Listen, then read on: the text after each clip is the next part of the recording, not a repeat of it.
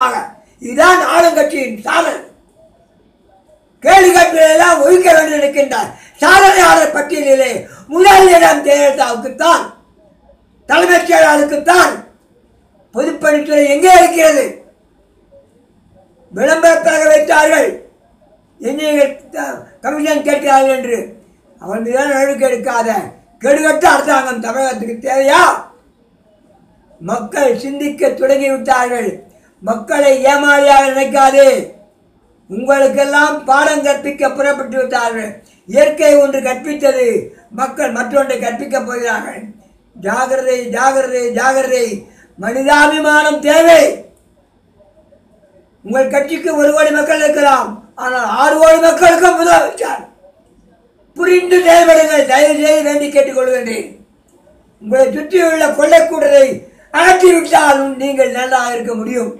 அந்த கொள்ளைக்கூடை கண்டறிந்து ஒதுக்க வேண்டிய பொறுப்பு தமிழக முதலமைச்சருக்கு இருக்கிறது என்பதை ஆணித்தரமாக சொல்கின்றேன்.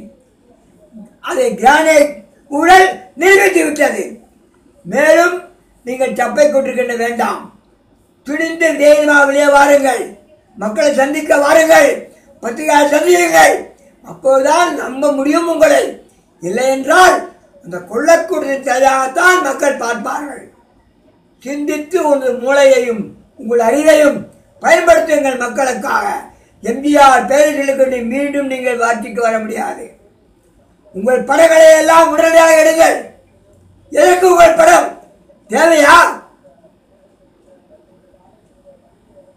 உங்கள் படத்தை போட்டால் தான் நாடு செஞ்சாகுமா?